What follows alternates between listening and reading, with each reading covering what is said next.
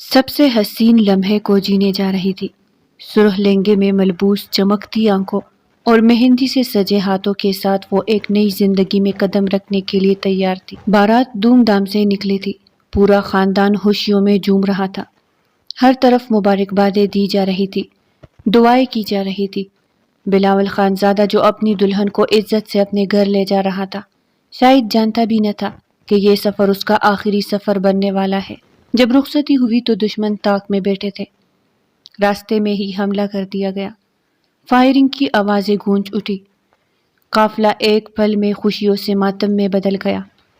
بلاول خانزادہ اور اس کے والد دلاور خانزادہ نے اپنی جان گنوا بیٹھی۔ حویلی جو کچھ دیر پہلے باراتیوں سے بھری تھی، اب سوگ میں ڈوب چکی تھی۔ عورتوں کی چیخو پکار، مردوں کے لیے خاموش مگر غمزدہ چہرے۔ ہر طرف اداسی کی ایک دبیس چادر تنی ہوئی تھی۔ پریزے جو ابھی دلہن بنی تھی، اب سفید جوڑے میں لپٹی بیٹھی تھی۔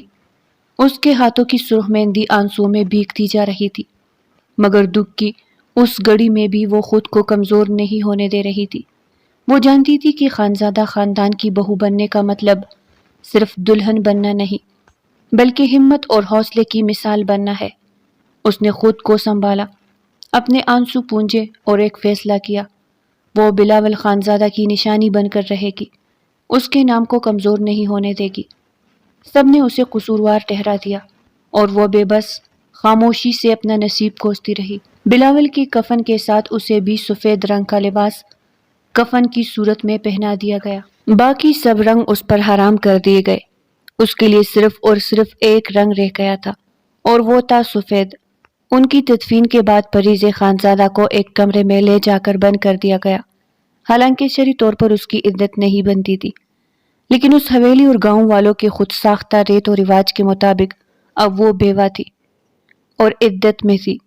اب ساری عمر اس نے بلاول کی بیوہ کہلوانا تھا۔ حالانکہ وہ صرف 21 سال کی تھی، لیکن اس حویلی کے وڈیروں نے نہ تو اسے باہر نکالنے دینا تھا اور نہ ہی وہ دوسری شادی کر سکتی تھی۔ بس بے رنگ زندگی اسی قید میں گزارنی تھی۔ اس گاؤں کا سردار اعظم خانزادہ جو اپنے خود کے بنائے ہوئے اصولوں کی خاطر جان دے بھی سکتا تھا اور جان لے بھی سکتا تھا، ایک سخت گیر اور بے رحم شخص تھا۔ اس کے لیے بس ایک ہی چیز اہم تھی، اس کے اصول۔ وہ اصولوں کا ایسا پابند تھا کہ کسی کی فریاد، کسی کا دکھ، کسی کی بے بسی اسے متزلزل نہیں کر سکتی تھی۔ نہ وہ کسی کے جذبات کا خیال کرتا، نہ کسی کی تکلیف کا۔ اس کے نزدیک زندگی صرف وہی تھی جو اس کے طے کردہ قوانین کے مطابق گزاری جائے، ورنہ سزا مقدر تھی۔ پورا گاؤں اس کی دہشت سے لرزتا تھا۔ اس کے ایک اشارے پر فیصلے ہوتے اور پتھر کی لکیر سمجھے جاتے۔ کوئی اس کے خلاف زبان کھولنے کا سوچ بھی نہیں سکتا تھا، کیونکہ جو لوگ اس کے اصولوں سے روگردانی کرتے وہ یا تو ہمیشہ کے لیے خاموش کر دیے جاتے یا ایسی عبرتناک سزا پاتے کہ دوسروں کے لیے مثال بن جاتی۔ گاؤں میں کئی خاندان تھے، کئی زندگیاں آباد تھی، مگر سب کے سر ہمیشہ جھکے رہتے، کیونکہ اعظم خانزادہ کے سامنے بولنے کی جرت کسی میں بھی نہیں تھی۔ اعظم خانزادہ کا ہر فیصلہ حرف آخر ہوتا تھا۔ اس کے آگے کوئی سر نہیں اٹھا سکتا تھا، نہ ہی کسی میں اتنی ہمت تھی کہ اس کے کسی فیصلے پر سوال اٹھا سکے۔ وہ صرف گاؤں کا سردار نہیں، بلکہ ایک ایسا حکمران تھا جس کا حکم پتھر کی لکیر تھا۔ اس کے سامنے کسی کی مجال نہ تھی کہ روایات کے خلاف جا سکے۔ اگر کوئی اس کے بنائے اصولوں سے انحراف کرتا تو اس کی سزا صرف موت ہوتی۔ وہ اپنے فیصلوں میں نرمی برتنے کا قائل نہ تھا۔ پریز خانزادہ کی قسمت بھی انہی روایات کی بھینٹ چل چکی تھی۔ شادی کی رات ہی بیوگی کا کفن اوڑھنے والی یہ لڑکی اب ایسے قید خانے میں بند کر دی گئی تھی جہاں سے نکلنے کا کوئی راستہ نہیں تھا۔ اس کا قصور صرف اتنا تھا کہ وہ اس حویلی کی بہو بنی تھی اور شادی کے چند گھنٹوں بعد ہی اس کے شوہر اور سسر کو موت کے گھاٹ اتار دیا گیا تھا۔ وہ بے گناہ تھی، مگر اس گاؤں میں بے گناہی کی کوئی حیثیت نہیں تھی۔ یہاں فیصلے انصاف کی بنیاد پر نہیں بلکہ رواجوں کے مطابق کیے جاتے تھے، اور وہ رواج یہی کہہ رہے تھے کہ بلاول کی بیوہ کو زندگی کے رنگوں سے محروم کر دیا جائے۔ حویلی کی اونچی دیواروں کے پیچھے اس کی زندگی ایک سائے کی مانند ہو چکی تھی۔ وہ جس کمرے میں قید تھی وہاں نہ روشنی تھی، نہ زندگی کی کوئی رمق، بس وقت تھا جو گزرتا جا رہا تھا۔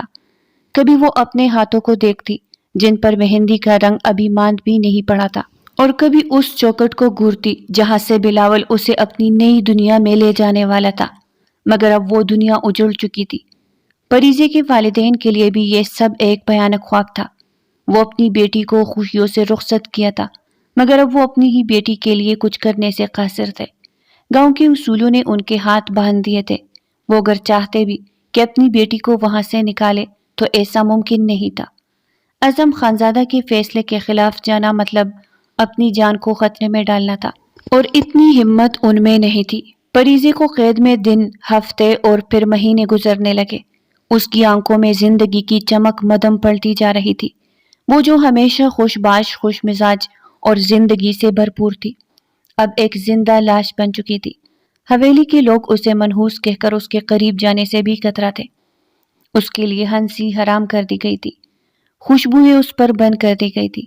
آج ایک عرصے بعد حویلی میں چہل پہل اور رونق تھی۔ برسوں بعد خاموش دیواریں پھر سے زندگی کی گواہ بن رہی تھی۔ حویلی کو بڑے اہتمام سے سجایا جا رہا تھا۔ ہر طرف روشنیوں کی جھلک تھی، کیونکہ آج اس حویلی کا اکلوتا وارث شہروز خانزادہ لندن سے اپنی تعلیم مکمل کر کے اور ایک کامیاب ہارٹ سرجن بن کر واپس آ رہا تھا۔ پورے خاندان میں خوشی کی لہر دوڑ گئی تھی۔ سب بے چینی سے اس کا انتظار کر رہے تھے، خاص طور پر اس کے دادا اعظم خانزادہ، جن کی آنکھوں میں برسوں بعد ایک چمک لوٹ آئی تھی۔ جب شہروز خانزادہ کی گاڑی حویلی کے مرکزی دروازے پر رکی تو خاندان کے سب افراد وہاں موجود تھے۔ جیسے ہی وہ گاڑی سے باہر نکلا، ہر طرف سے پھولوں کی بارش ہونے لگی۔ سب نے محبت اور خوشی سے اس کا استقبال کیا۔ وہ بھاگ کر اپنے دادا کے گلے جا لگا، اور اعظم خانزادہ نے اسے اپنے مضبوط بازوؤں میں بھینچ لیا، جیسے برسوں کی جدائی کا ہر لمحہ اس ایک لمحے میں سمو لینا چاہتا ہو۔ یہ وہی شہروز تھا جو اپنے والد اور بھائی کی موت پر محض 2 دن کے لیے آیا تھا اور پھر ہمیشہ کے لیے لوٹ جانے کا فیصلہ کر لیا تھا، لیکن اب وہ مستقل طور پر پاکستان واپس آ چکا تھا۔ حویلی میں خوشیوں کا سما تھا، سب کی آنکھوں میں امید اور چہرے پر مسکراہٹ تھی۔ جیسے ہی شہروز اپنی ماں کی طرف بڑھا، راجدہ بیگم نے اسے سینے سے لگا لیا۔ ان کی آنکھوں سے آنسو بہہ نکلے، مگر یہ آنسو خوشی کے تھے، بیٹے کو سالوں بعد اپنے سامنے دیکھنے کی خوشی کے۔ انہوں نے محبت سے اس کے ماتھے پر بوسہ دیا اور اسے دعائیں دینے لگی۔ ان کے لیے یہ لمحہ کسی خواب سے کم نہ تھا۔ حویلی کے در و دیوار جیسے پھر سے سانس لے رہے تھے۔ برسوں سے جو خاموشی یہاں بسیرا کیے ہوئے تھی، وہ یکدم ٹوٹ گئی تھی۔ شہروز خانزادہ کے واپس آنے سے حویلی میں زندگی کی رمق لوٹ آئی تھی۔ ملازمین بھاگ دوڑ میں مصروف تھے، رشتہ دار مبارکباد دینے کے لیے آ رہے تھے، اور سب کے چہروں پر خوشی نمایاں تھی۔ شہروز ایک عرصے بعد اپنے گھر کی دہلیز پر کھڑا تھا، جہاں اس کے بچپن کی یادیں بکھری ہوئی تھی، مگر انہی دیواروں کے بیچ وہ درد بھی دفن تھا جو اس کے والد اور بھائی کی موت کے بعد یہاں چھا گیا تھا۔ وہ حویلی کے اندر قدم رکھتا جا رہا تھا، اور ہر چیز اس کے ذہن میں پرانی یادوں کو تازہ کر رہی تھی۔ وہ اس بڑے صحن میں آیا جہاں کبھی وہ بلاول کے ساتھ دوڑ لگایا کرتا تھا، جہاں اس کے والد دلاور خانزادہ شام کے وقت بیٹھ کر چائے پیتے تھے۔ آج وہ سب یادیں جیسے فلم کی طرح اس کی آنکھوں کے سامنے چلنے لگی۔ اعظم خانزادہ نے شہروز کا ہاتھ تھاما اور اسے اپنے ساتھ بٹھایا۔ ان کی آنکھوں میں فخر تھا، لیکن ساتھ ہی ایک انکہی سختی بھی۔ اب تم آ گئے ہو تو حویلی کے تمام معاملات بھی سنبھالنے ہیں۔ خانزادہ خون کا وارث اپنے خاندانی اصولوں سے کبھی پیچھے نہیں ہٹتا۔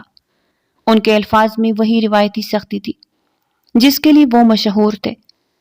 شہروز خاموشی سے سنتا رہا۔ وہ ان سب میں نہیں پڑنا چاہتا تھا، لیکن وہ فی الحال خاموش تھا۔ رات کا سناٹا ہر طرف چھایا ہوا تھا۔ حویلی کے مکین گہری نیند میں تھے، لیکن پریزے کو اچانک گھٹن کا احساس ہوا۔ اس نے لائٹ آن کی اور کھڑکی کھول کر لمبے لمبے سانس بھرنے لگی، لیکن گھٹن کم ہونے کی بجائے بڑھتی جا رہی تھی۔ شاید اتنے دنوں سے کمرے میں بند رہنے سے اسے یہ گھٹن محسوس ہو رہی تھی۔ وہ جلدی سے نیچے آئے اور باہر لان کی طرف بڑھ گئی۔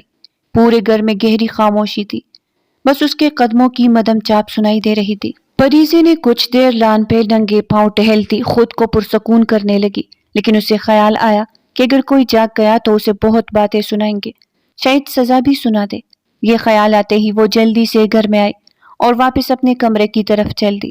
لیکن جیسے ہی وہ سیڑھیاں چڑھنے لگی، اچانک دروازہ کھلا اور شہروز خانزادہ اندر داخل ہوا۔ وہ لمبے سفر کے بعد تکا ہوا تھا، مگر جیسے ہی اس کی نظر سفید لباس میں ملبوس پریزے پر پڑی، اس کی ساری تکن یکدم غائب ہو گئی۔ شہروز کی نظر پلٹنا بھول گئی۔ اس نے شاید کبھی اتنی سادگی میں اتنی حسین شبیہ نہیں دیکھی تھی۔ وہ آہستہ قدم اٹھاتا اس کی طرف بڑھا، جیسے کوئی خواب دیکھ رہا ہو اور اس خواب کو قریب سے محسوس کرنا چاہتا ہو۔ اس کی نظریں پریزے کے چہرے پر مرکوز تھی، جہاں چاندنی کی مدھم روشنی پڑ رہی تھی اور وہ نظارہ اسے مسحور کر رہا تھا۔ پریزے نے شہروز کو یوں اپنی طرف آتے دیکھا تو اس کے چہرے پر ناگواری کے آثار نمایاں ہوئے۔ اسے یہ رویہ ہرگز پسند نہیں آیا۔ وہ تیز قدم اٹھاتی فوراً اپنے کمرے میں داخل ہوئی اور دروازہ زور سے بند کر دیا۔ شہروز وہی کھڑا رہ گیا، ساکت، جیسے کسی جادو کے زیر اثر ہو۔ اس کے ہونٹوں سے بے ساختہ سرگوشی نکلی، بیوٹیفل۔ اس کے الفاظ ہوا میں بکھر گئے اور وہ ہلکی سی مسکراہٹ کے ساتھ اپنے کمرے کی طرف بڑھ گیا۔ لیکن دل کے کسی کونے میں یہ تصویر ہمیشہ کے لیے ثبت ہو چکی تھی۔ اگلی صبح ناشتے کی میز پر سب موجود تھے اور ہلکی ہلکی گفتگو ہو رہی تھی۔ شہروز جب ناشتے کے لیے آیا تو اس نے سب کو مشترکہ سلام کیا اور کرسی کھینچ کر بیٹھ گیا۔ اس نے نظر گھمائی تو دیکھا کہ وہاں سب موجود تھے سوائے ایک فرد کے، جسے دیکھنے کے لیے دل مچل رہا تھا، لیکن وہ کہیں بھی نظر نہیں آ رہی تھی۔ مما، شہروز نے راشدہ بیگم کو مخاطب کیا۔ جی بیٹا، وہ نرمی سے بولی۔ اس گھر میں ہمارے علاوہ بھی کوئی ہے نا؟ شہروز نے سوال کیا، مگر اس کے لہجے میں ایک عجیب سی سنجیدگی تھی۔ کیا مطلب؟ راشدہ بیگم نے حیرانی سے پوچھا۔ میرا مطلب ہے پریزے بابی، وہ ناشتہ کرنے کیوں نہیں آئی؟ شہروز کے سوال پر ایک دم خاموشی چھا گئی۔ سب نے لب بھینچ لیے، سوائے انوشے کے، جو ہمیشہ کھری کھری بات کہنے سے نہیں جھجکتی تھی۔ بھائی، ہمارے دقیانوسی خیالات کے مطابق وہ منحوس ہے، کیونکہ ابھی پوری بارات بھی گھر تک نہیں پہنچی تھی کہ بابا اور بھائی کو دشمنوں نے مار دیا۔ تو اب یہ ڈر ہے کہ اس منحوس کا سایہ باقی سب پر نہ پڑ جائے، اس لیے وہ نہ تو ہمارے ساتھ ناشتہ کر سکتی ہے، نہ لنچ اور نہ ہی ڈنر، نہ ہی کسی فنکشن میں آ جا سکتی ہے، اور نہ ہی کسی خوشی کے موقع پر سب کے ساتھ بیٹھ سکتی ہے۔ انوشے طنزیہ لہجے میں بولی۔ شہروز نے خاموشی سے سنا، لیکن اندر ہی اندر غصے سے مٹھیاں بھینچ لی۔ شرعی لحاظ سے ان کی کوئی عدت نہیں بنتی تھی، لیکن ہمارے دی گریٹ دادا جی اعظم خانزادہ کے بنائے گئے اصولوں کے مطابق وہ عدت پوری کرے گی۔ کیوں؟ کیونکہ وہ بھائی کے نکاح میں تھی۔ انوشے نے ایک ایک لفظ چبا کر کہا۔ انوشے، زبان سنبھال کر بات کرو، اس سے پہلے کہ میں بھول جاؤں کہ تم اس گھر کی بیٹی ہو۔ اعظم خانزادہ کی سخت آواز گونجی اور انوشے فوراً خاموش ہو گئی۔ علیزے نے سر جھٹک کر چپ سادھ لی، مگر شہروز کے لیے یہ انکشاف کسی دھچکے سے کم نہیں تھا۔ وہ اندر ہی اندر حیران تھا کہ کیسے کیسے بے بنیاد اصول بنا رکھے ہیں اس خاندان نے۔ وہ جانتا تھا کہ اس کے دادا کے آگے بولنے کا کوئی فائدہ نہیں، اس لیے فی الوقت وہ خاموش ہو گیا، مگر اس نے فیصلہ کر لیا تھا کہ اب اسے کیا کرنا ہے۔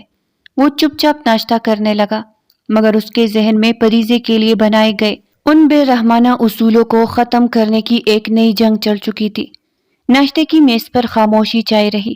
شہروز کے چہرے پر سنجیدگی تھی، مگر اس کے اندر ایک طوفان اٹھ رہا تھا۔ وہ جانتا تھا کہ یہاں اصولوں کے خلاف جانا آسان نہیں، مگر جو بات آج اسے معلوم ہوئی تھی وہ اسے یوں ہی نظر انداز نہیں کر سکتا تھا۔ ناشتہ ختم ہوتے ہی سب اپنے اپنے کاموں میں مصروف ہو گئے، مگر شہروز سیدھا اپنے دادا اعظم خانزادہ کے پاس پہنچا۔ وہ حویلی کے بڑے ہال میں بیٹھے ہوئے تھے، جہاں ہمیشہ سے خاندان کے اہم فیصلے کیے جاتے تھے۔ شہروز نے گہری سانس لی اور ان کے سامنے جا کھڑا ہوا۔ دادا جان، مجھے آپ سے ایک ضروری بات کرنی ہے، اس نے مضبوط لہجے میں کہا۔ اعظم خانزادہ نے اس پر گہری نظر ڈالی، اس کی آنکھوں میں وہی روایتی سختی تھی۔ بولو، کیا بات ہے؟ پریزے بابی کے ساتھ جو ہو رہا ہے وہ ٹھیک نہیں ہے، یہ اصول، یہ انصاف نہیں ہے۔ شہروز کے الفاظ سیدھے اور دو ٹوک تھے۔ اعظم خانزادہ کے چہرے پر ناپسندیدگی کے آثار نمایاں ہو گئے۔ یہ اصول ہم نے ایک دن میں نہیں بنائے اور نہ ہی تمہارے کہنے سے یہ بدلیں گے۔ دادا جان، میں جانتا ہوں کہ آپ کے اصولوں کی خلاف ورزی کرنا آسان نہیں، لیکن کیا ہم دین سے بھی بڑھ کر اپنے اصولوں کو ماننے لگے ہیں؟ شریعت میں کہیں نہیں لکھا کہ پریز بابی کو یوں قید میں رکھا جائے، ان پر منحوس ہونے کا الزام لگایا جائے۔ شہروز نے پہلی بار سخت لہجے میں بات کی۔ اعظم خانزادہ نے اپنی چھری زمین پر ماری اور غصے سے بولے، بس یہ بحث یہاں ختم۔ ہمارے گھر کے اصولوں پر سوال اٹھانے کا کسی کو حق نہیں، چاہے وہ میرا پوتا ہی کیوں نہ ہو۔ شہروز نے لب بھینچ لیے۔ وہ جانتا تھا کہ بحث کرنے سے کوئی فائدہ نہیں ہوگا، مگر وہ یہ معاملہ یوں ہی نہیں چھوڑ سکتا تھا۔ وہ چپ چاپ وہاں سے نکل آیا، مگر اس کے دماغ میں ایک ہی سوال گونج رہا تھا، کیا وہ واقعی اس خاندان کے اصولوں کو بدل سکتا ہے؟ دوسری طرف پریزے کمرے میں بند اپنی قسمت پر نوحہ کنا تھی۔ وہ لڑکی جو چند دن پہلے ایک خوش و خرم دلہن تھی، آج بے بسی کی تصویر بنی بیٹھی تھی۔ وہ کھڑکی سے باہر دیکھ رہی تھی، جہاں حویلی کے ملازمین اور گھر کے افراد ہنسی مذاق کر رہے تھے، خوشی خوشی اپنی زندگی گزار رہے تھے، اور وہ جیسے اس دنیا کا حصہ ہی نہ ہو۔ اسی لمحے دروازے پر دستک ہوئی۔ پریزے نے چونک کر دروازے کی طرف دیکھا۔ یہ کون ہو سکتا تھا؟ اس کمرے میں تو کوئی آتا ہی نہیں تھا۔ وہ آہستہ قدموں سے دروازے کے قریب گئی اور دھیرے سے دروازہ کھولا۔ سامنے شہروز خانزادہ کھڑا تھا۔ آپ؟ پریزے حیرانی سے بولی۔ کیوں مجھے دیکھ کر اتنی حیرانی کیوں؟ کیا میں یہاں نہیں آ سکتا؟ نہیں، دو ٹوک کہا گیا۔ شہروز حیران ہوا، لیکن کیوں؟ کیونکہ یہاں آنے کی کسی کو اجازت نہیں، اور ویسے بھی اگر آپ یہاں یوں ہی منہ اٹھا کے آتے رہے تو ایک منٹ میں بدنام ہو جاؤں گی، اس لیے پلیز چلے جائے یہاں سے۔ آپ سے کچھ ضروری بات کرنی ہے۔ پریزے پہلے تو اس کی طرف دیکھتی رہی، لیکن جب اسے اپنی بات پر ڈٹے رہے دیکھا تو دروازے سے پیچھے ہٹ کر اسے اندر آنے کا اشارہ کیا۔ شہروز اندر آیا اور ارد گرد نظریں دوڑائی۔ کمرہ کسی قید خانے سے کم نہیں لگ رہا تھا، نہ کوئی زینت، نہ کوئی رنگ، نہ کوئی خوشبو۔ آپ کو اس قید سے میں رہائی دلواؤں گا، یہ وعدہ ہے میرا، شہروز نے مضبوط لہجے میں کہا۔ پریزے کے لبوں پر تلخ مسکراہٹ ابھری۔ یہ ممکن نہیں ہے۔ میں اس حویلی کے اصولوں میں جکڑی ہوئی ہوں۔ اصول انسانوں کے لیے بنتے ہیں، انسان اصولوں کے لیے نہیں۔ میں ان زنجیروں کو توڑوں گا، یہ میرا وعدہ ہے۔ شہروز کے لہجے میں عزم تھا۔ پریزے نے بے یقینی سے اسے دیکھا۔ کیا واقعی کوئی تھا جو اس کے لیے آواز اٹھانے والا تھا؟ کیا شہروز خانزادہ وہ شخص تھا جو اس کی زندگی بدلنے والا تھا؟ نہیں، آپ ایسا بالکل مت کریں، کیونکہ آپ کا تو کچھ نہیں جائے گا، لیکن مجھے عمر بھر کی بدنامی مل جائے گی۔ سب کہیں گے کہ میں نے آپ کو اپنی طرف مائل کرنے کی کوشش کی ہے۔ پریزے، جب تک تم خود اپنے لیے سٹینڈ نہیں لوگی تب تک کچھ نہیں بدلے گا۔ خود کے لیے جینا سیکھو، اپنی زندگی کو اس قید سے آزاد کرواؤ۔ میں تو یہ سوچ کر حیران ہوں کہ تم ایک پڑھی لکھی لڑکی ہو کر بھی سب کی باتیں چپ چاپ مان رہی ہو، ایک ناکردہ گناہ کی طرح سزا کاٹ رہی ہو۔ کیا کروں شہروز، میں نہیں لڑ سکتی۔ اگر ذرا سا بھی میں نے سر اٹھایا تو میرے والدین کا سر ہمیشہ کے لیے جھک جائے گا۔ کچھ بھی نہیں ہوگا پریزے، تم ایک قدم بڑھاؤ تو صحیح، میں ہر قدم تمہارا ساتھ دوں گا۔ اگر تم ایک قدم آگے بڑھتی ہو، میں 10 قدم تمہاری طرف بڑھاؤں گا۔ لیکن آپ یہ سب کیوں کرنا چاہتے ہیں؟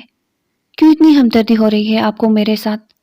کیونکہ محبت ہو گئی ہے تم سے، چاہنے لگا ہو تمہیں، یہ دل تمہارا ورد کرنے لگا ہے۔ یہ سنتے ہی پریزے نے حیران نظروں سے شہروز خانزادہ کو دیکھا اور ایک زوردار تپڑ اس کے منہ پر جڑ دیا۔ شرم آنی چاہیے آپ کو، اپنی ہی بھاؤچ پر نظر رکھے ہوئے ہے۔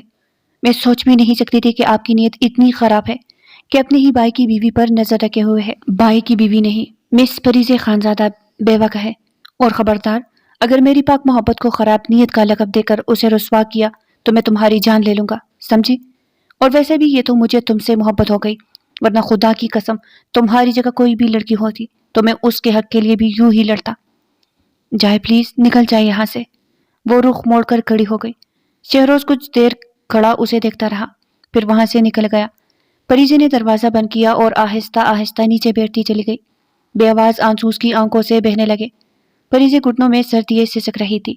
دماغ کے پردے پر شہروز کے الفاظ گونج رہے تھے، محبت ہو گئی ہے تم سے۔ یہ جملہ کسی بازگشت کی طرح اس کے ذہن میں ہلچل مچا رہا تھا۔ نہیں، یہ سب غلط ہے، یہ سب غلط ہے۔ وہ بار بار خود سے یہی کہہ رہی تھی، مگر اس کے دل میں کوئی اور ہی جنگ چھڑی ہوئی تھی۔ شہروز نے اس کے لیے جو کچھ بھی کہا تھا، کیا وہ سچ ہے؟ نہیں، میں بلاول سے محبت کرتی ہوں، اور تھی، کرتی رہوں گی۔ نہیں، مجھے ان سب فضول باتوں کے بارے میں نہیں سوچنا چاہیے، مجھے اس معاملے کو یہی ختم کر دینا چاہیے۔ اس نے آنسو پونچھے خود کو سنبھالا اور اٹھ کر کمرے کی کھڑکی سے باہر دیکھنے لگی۔ دوسری طرف شہروز اپنی گاڑی میں تیزی سے جا رہا تھا۔ اس کے چہرے پر تلخی اور دکھ کے آثار نمایاں تھے۔ پریزے کے تھپڑ اسے کھم اور اس کے الفاظ زیادہ تکلیف دے رہے تھے۔ میں نے اپنی محبت کا اظہار کر کے غلطی کی؟ نہیں، جو سچ ہے وہ کہنے میں کوئی غلطی نہیں، مگر شاید میں نے وقت کا صحیح انتخاب نہیں کیا۔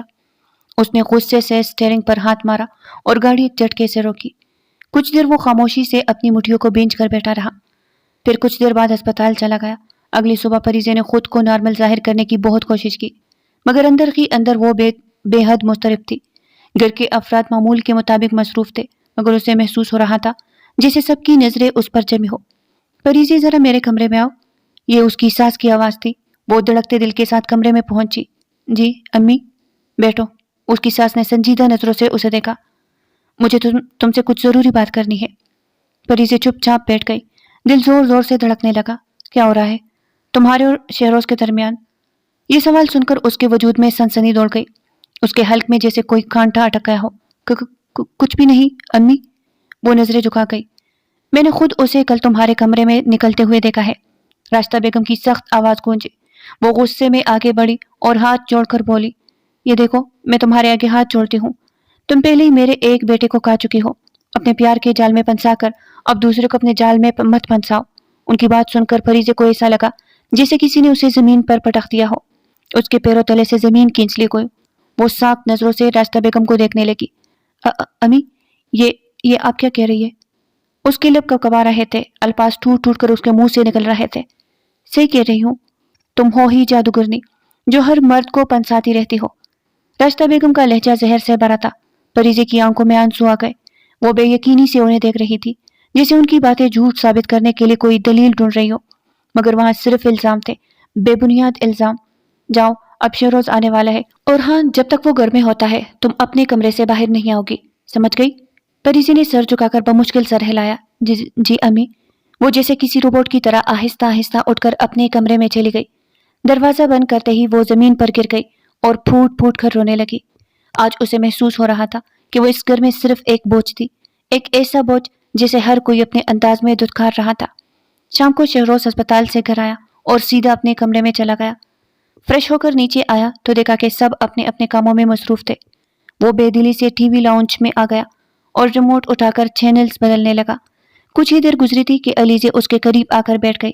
ہیلو ہینڈسم، جب سے آئے ہو خود میں ہی مگن ہو، کبھی ادھر بھی نظر کرم کر دو جو تمہاری ایک نظر کی طالب ہے، علیزے نے ادا سے کہا۔ شہروز نے ایک بیزار نظر اس پر ڈالی اور کوئی جواب دیے بغیر دوبارہ ٹی وی کی طرف متوجہ ہو گیا۔ او ہیلو، میں تم سے بات کر رہی ہوں، علیزے نے خفگی سے کہا، لیکن مجھے تم سے بات کرنے میں کوئی دلچسپی نہیں ہے، اس لیے پلیز یہاں سے چلی جاؤ۔ میرا دماغ پہلے ہی بہت خراب ہے، مزید اس میں اضافہ مت کرو، شہروز نے خشک لہجے میں کہا۔ علیزے کو اس کی اتنی صاف گوئی کی امید نہیں تھی۔ وہ غصے سے وہاں سے اٹھی اور باہر ہال میں جا کر بیٹھ گئی، جبکہ شہروز بدستور ٹی وی اسکرین پر نظر جمائے بیٹھا رہا۔ شہروز کچھ دیر وہی بیٹا بیزاری سے ٹی وی دیکھتا رہا، پھر اٹھ کر اپنے کمرے میں جانے لگا۔ تبھی اسے اپنی پھپھو کی آواز سنائی دی۔ بابا جان، میں چاہتی ہوں کہ علیزے اور شہروز کی شادی کر دی جائے۔ ویسے بھی شہروز نے ماشاءاللہ سے ہسپتال جوائن کر لیا ہے اور میری علیزے نے بھی اپنی پڑھائی مکمل کر لی ہے، تو کیوں نہ اب ان دونوں کی شادی کر دی جائے۔ سمیہ بیگم نے اپنی بات مکمل کی۔ شہروز کے قدم وہیں رک گئے۔ اس کے ماتھے پر ٹھیورا چڑھ گئی۔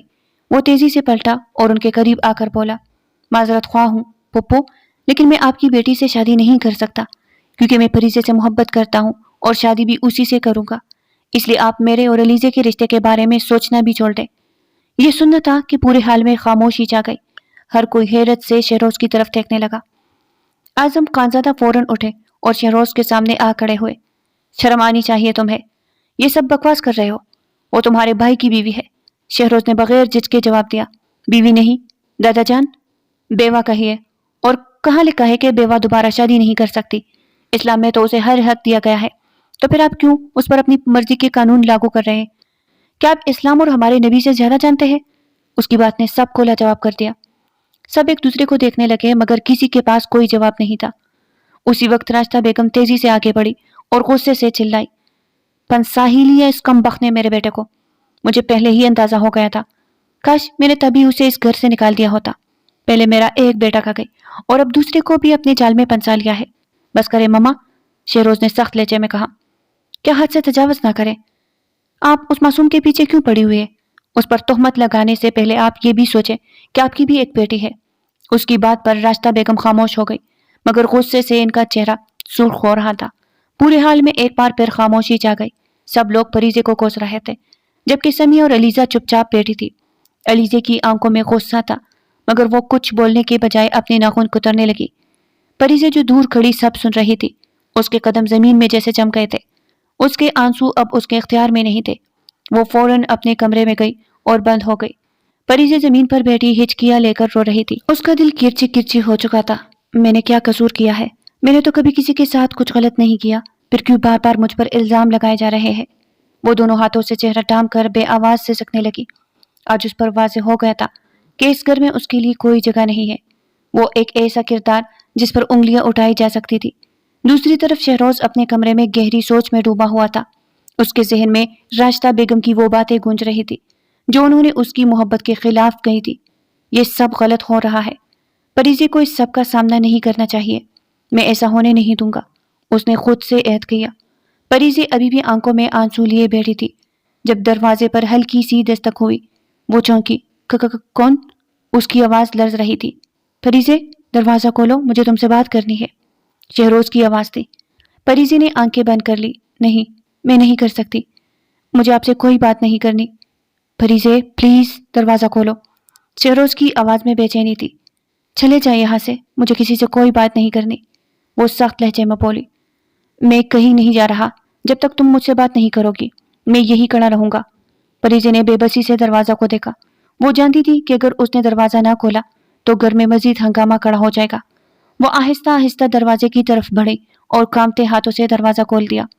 شہروز اندر آیا اور پریزے کو سرخ آنکھوں کے ساتھ دیکھ کر اس کے دل میں تکلیف کی ایک لہر اٹھی. تم روئی ہو؟ اس نے نرمی سے پوچھا. آپ کیوں آئے ہیں یہاں؟ پریزے نے نظریں چرائی. میں تم سے کچھ پوچھ رہا ہوں. پریزے خانزادہ، شہروز غراتے ہوئے بولا. پریزے سہم گئی. وہ آنکھوں میں بے بسی لیے شہروز کو دیکھ رہی تھی. کیا مسئلہ ہے آپ کو؟ آپ کیوں میری زندگی مشکل بنانے پر تلے ہوئے ہیں؟ اس کی آواز لرز رہی تھی. یہ دیکھیں، میں آپ کے آگے ہاتھ چھوڑتی ہوں، پلیز مجھے اکیلا چھوڑ دے. میری زندگی کو مزید مشکل مت بنائے. وہ ہچکیوں کے ساتھ رونے لگی. شہروز نے اس کا چہرہ اپنے ہاتھوں کے پیالے میں پکڑا اور انگوٹھے سے اس کے آنسو صاف کرنے لگا. تبھی دروازہ دھڑام سے کھلا اور راشدہ بیگم اندر داخل ہوئی. دیکھو یہ اپنے آنسو سے خود کو مظلوم ثابت کرنے پر تلی ہوئی ہے. تبھی تو میرے بھتیجے کو اپنے جال میں پنسا لیا. اپنے آنسو دکھا دکھا کر وہ بیچارہ معصوم کیا کرے؟ بےغیرت تو یہ ہے. سمیہ بیگم زہرخند لہجے میں بولی. پپو خبردار، اگر آپ نے کوئی بھی نازیبا لفظ پریزے کے لیے اپنے منہ سے نکالا تو میں بھول جاؤں گا کہ میرا آپ سے کیا رشتہ ہے. شہروز کی آنکھوں میں غصے کی آگ بھڑک رہی تھی. اسی لمحے اعظم خانزادہ آگے بڑھے. وہ شہروز کی آنکھوں میں آنکھیں ڈال کر بولے. دیکھو برخوردار، اپنے جیتے جی میں یہ سب ہونے نہیں دوں گا. اگر تم نے اپنی ضد نہ چھوڑی تو میں تمہیں آگ کر دوں گا. یہ سنتے ہی جیسے سب کو سانپ سونگ گیا. پورے کمرے میں ایک دم سناٹا چھا گیا، مگر شہروز کے چہرے پر ایک سکون سا ڈر رہا تھا. وہ مضبوط لہجے میں بولا. شوق سے کیجیے دادا جی، مجھے آپ کی کسی جائیداد سے کوئی غرض نہیں. میں اس قابل ہوں کہ اپنا اور اپنی بیوی کا خیال خود رکھ سکوں. اس کی بات پر سب لوگ حیرت سے اسے دیکھنے لگے، جبکہ راشدہ بیگم اور اعظم خانزادہ کا چہرہ غصے سے سرخ ہو گیا تھا. شہروز کی بات سنتے ہی اعظم خانزادہ کا غصہ آسمان کو چھونے لگا. وہ ایک جھٹکے سے آگے بڑھے اور سخت لہجے میں بولے. تم ہوش میں تو ہو؟ تم جانتے بھی ہو کیا کہہ رہے ہو؟ شہروز نے ان کی آنکھوں میں دیکھتے ہوئے مضبوط لہجے میں کہا. ہوش میں ہی ہوں دادا جی، اور آپ بھی سن لے، اگر آپ نے میری شادی پریزے سے نہ کروائی تو میں یہ گھر چھوڑ کر چلا جاؤں گا، کبھی نہ واپس آنے کے لیے. اس کے الفاظ بجلی کی طرح سب پر گرے. پورے حال میں ایک دم خاموشی چھا گئی. راشدہ بیگم کے چہرے پر حیرت اور غصے کے ملے جلے تاثرات تھے. سمیہ بیگم نے بے یقینی سے شہروز کو دیکھا، جبکہ علیزے کی آنکھوں میں شعلے بھڑک اٹھے. اعظم خانزادہ کی مٹھیاں غصے سے بھیج گئی. انہوں نے گہری سانس لے کر خود پر قابو پایا اور سختی سے بولے. اگر تم اس گھر سے گئے تو واپس آنے کا کوئی حق نہیں ہوگا. یہ میرا آخری فیصلہ ہے. شہروز نے ہلکی سی مسکراہٹ کے ساتھ سر ہلایا. یہ فیصلہ آپ نے کر لیا تو اپنا فیصلہ میں بھی کر چکا ہوں دادا جی. یہ کہہ کر وہ رخ موڑ کر وہاں سے چلا گیا، جبکہ پیچھے کھڑے لوگ حیرت اور صدمے میں ڈوبے اسے جاتا دیکھتے رہے. अलीज़े गुस्से से आगे बढ़ी और बगैर किसी तमहीद के फरीजे के मुंह पर जोरदार थप्पड़ रसीद कर दिया। कमीनी, तुमने मुझसे मेरे शहरोज को छीन लिया। तू ही फसाद की जड़ है। न तो इस घर में होती, न ये सब कुछ होता, और मेरा शहरोज भी मुझे मिल जाता। वो पागलों की तरह चिल्लाती जा रही थी और बेदरबे फरीजे के गालों पर थप्पड़ बरसा रही थी। कमरे में मौजूद सब लोग खामोश तमाशाई बने ये सब देख रहे थे, मगर किसी ने भी आगे बढ़कर अलीजे को रोकने की कोशिश नहीं की। फरीजे बेबस होकर चुपचाप सब सहती रही। उसकी आंखों में बेयकीनी और दिल में एक नाकाबिल बर्दाश्त दर्द था। अलीजे तब तक उसे मारती रही जब तक खुद तक न गई।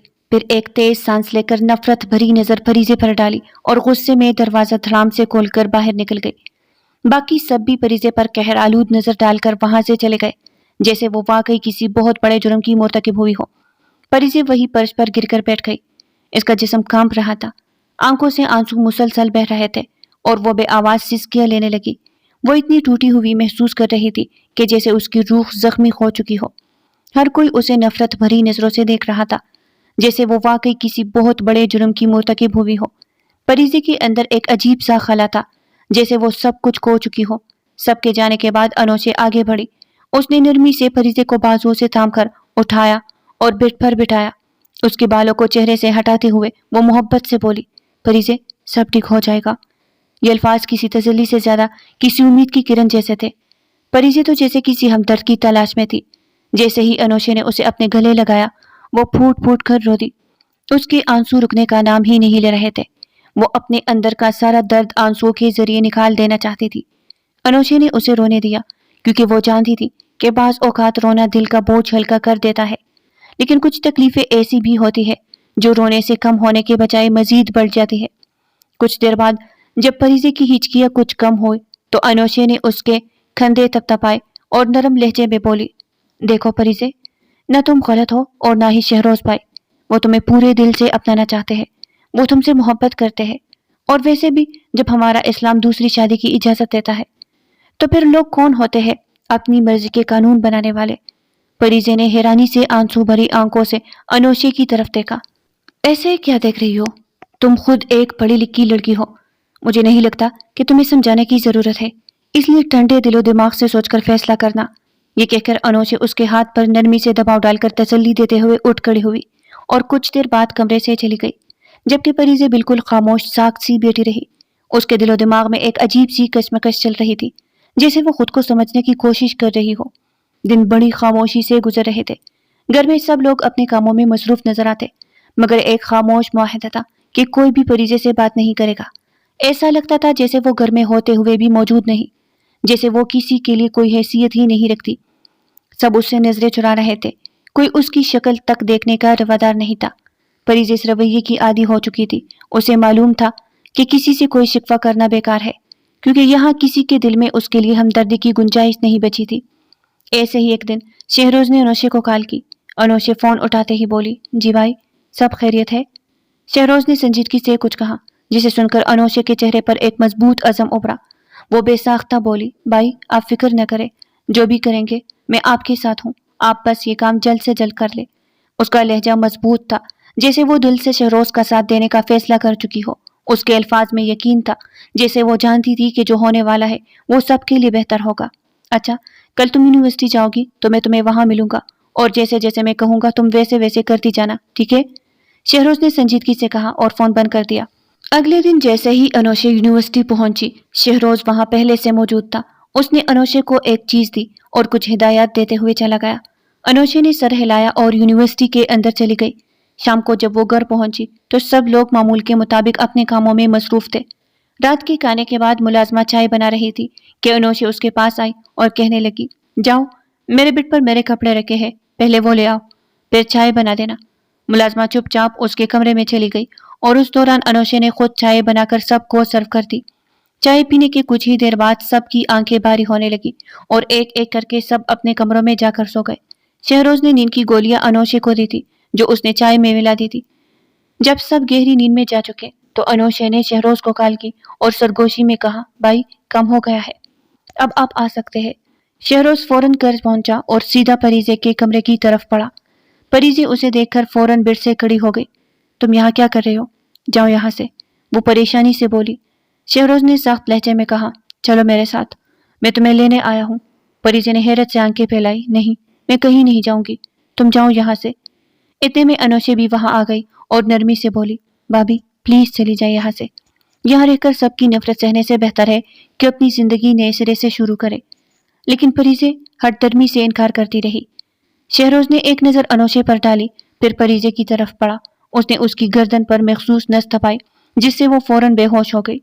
शहरोज उसे अपने साथ ले गया। वो पहले ही शहर में एक फ्लैट खरीद चुका था।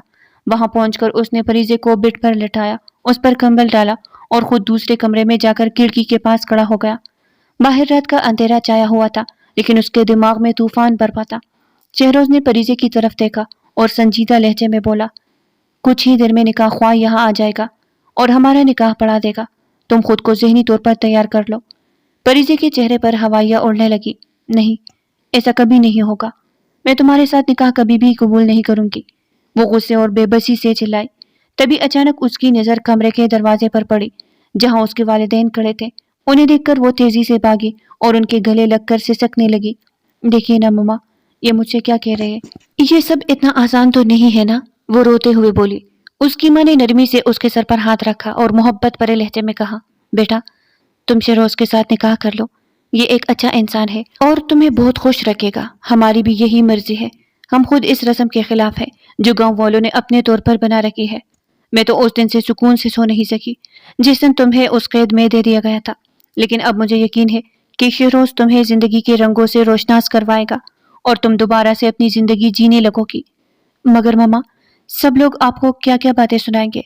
आपका सर झुक जाएगा, बल्कि झुक गया है। सब यही कहेंगे कि मैं भाग गई हूँ।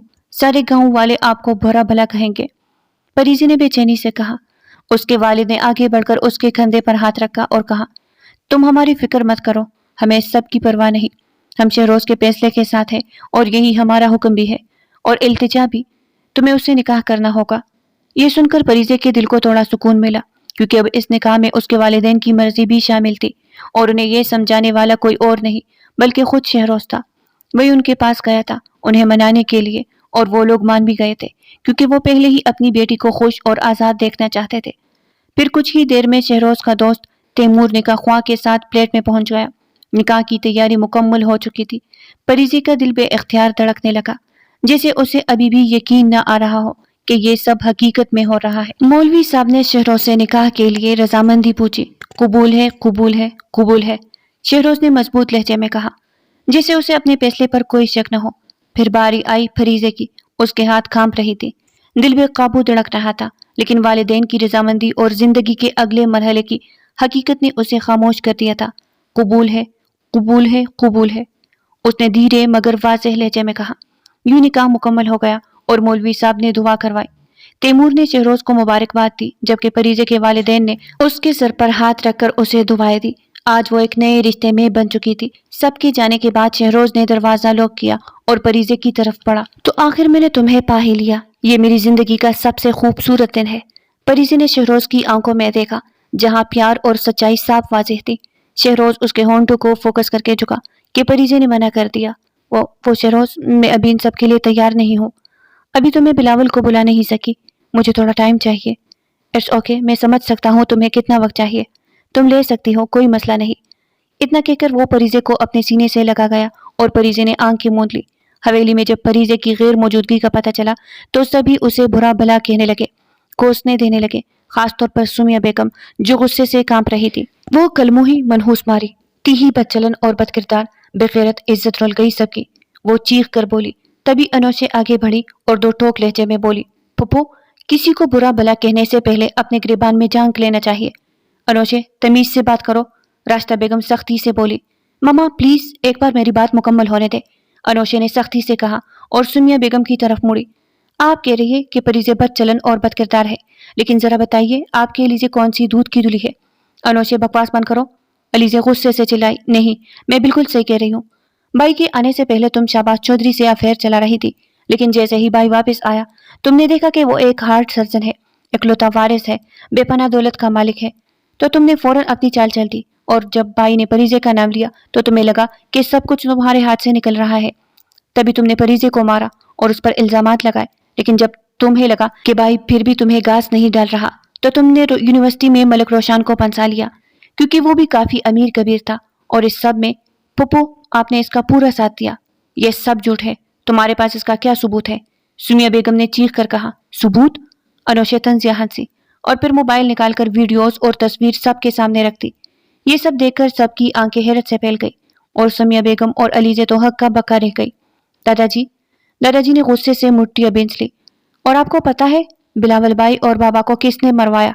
वो भी पुप्पो और अलीजे ने, ताकि भाई इकलौता वारिस बन जाए, और इसका भी सबूत मेरे पास है। फिर उसने वो वीडियो चलाई जिसमें अलीजे और सुमिया बेगम ऑफिस में बात कर रही थी, और पास से गुजरते हुए अनोशे ने ये सब सुनकर रिकॉर्ड कर लिया था। ये देखकर पूरे घर में सन्नाटा छा गया। सब सदमे में थे। दादाजी ने सख्त लहजे में कहा, इन दोनों को फौरन पुलिस के हवाले कर दो। चंद लम्हों में पुलिस आ गई और सुमिया बेगम और अलीजे को गिरफ्तार करके ले गई। अनोशे ने अपनी माँ की तरफ देखा और कहा, अब भी आप लोग परीजे को गलत और मनहूस समझते हैं। ममा जरा सोचे, अगर खुदा न ख्वास्ता ये सब मेरे साथ होता तो क्या आप मुझे सारी जिंदगी कैद में बर्दाश्त कर सकती? नहीं ना, तो फिर परीजे के लिए क्यों? रास्ता बेगम की आंखों में शर्मिंदगी और नदामत के आंसू थे। वो आज समझ चुकी थी कि असल कसूरवार कौन था। उसके बाद दादाजी ने शहरोज को कॉल करके फौरन घर बुलवा लिया। जैसे ही वो हवेली पहुंचा, सबने उसे गले लगाकर खुशामदीद कहा। हमने बहुत बड़ी गलती की बेटा, दादाजी ने अफसोस भरे लहजे में कहा। ये सारे कानून और उसूल जो हमारे बुजुर्गों ने बनाए, आज हम इन्हें हमेशा के लिए खत्म कर रहे। परीजे को देखकर रास्ता बेगम, उसके वालिद और बाकी घर वालों की आंखों में नदामत के आंसू आ गए। हमें माफ कर दो बेटा, उन्होंने शर्मिंदगी से सर झुकाकर कहा। परीजे की आंखें भी भीग गई, मगर उसने सबके चेहरों पर पछतावे की परछाइयां देखकर दिल बड़ा कर लिया और मुस्कुराकर सबको माफ कर दिया। अनोशे और तैमूर की शादी कर दी, क्योंकि उसने शहरोज को बताया कि वो अनोशे को पसंद करता है। तो शहरोज को भी कोई एतराज नहीं था, क्योंकि वो तैमूर को अच्छे से जानता था। उसने दादाजी से बात करके उसके साथ शादी करवा दी। अनोशे अपने घर में बहुत खुश थी। अब मैडम क्या ख्याल है? भाई मुझसे अब और सब्र नहीं होता। दिल और मेरे जज्बात तुम्हारी तरफ खींचे चले आ रहे हैं। क्या मुझे इजाजत है? प्लीज यार, मना मत करना। परीजे ने मुस्कुराते हुए सर झुकाकर जरा सा खम किया, और इजाजत मिलते ही शहरोज उस पे झुका और उसके होंठों को दस्तरस में लेकर उसका उठाता हुआ बेड पर ले गया, और आहिस्ता आहिस्ता उसकी जसारतें बढ़ने लगी, और फिर मुकम्मल उस पे हावी होकर उसे अपने नाम कर गया और उसकी जिंदगी में रंग भर दिए। यूं बरसों के अंधेरे छट गए। परीजे की जिंदगी में फिर से खुशियों की जिंदगी बिखर गए। तो प्यारे रीडर्स, आज की नोवेल आपको कैसे लगी है कमेंट बॉक्स में जरूर बताइएगा। और आज की नोवेल अगर आपको पसंद आई हो तो लाइक करें, चैनल को सब्सक्राइब करें। फिर मिलते हैं एक नई नोवेल के साथ, तब तक के लिए मैं इजाजत दीजिएगा। अल्लाह निगहबान।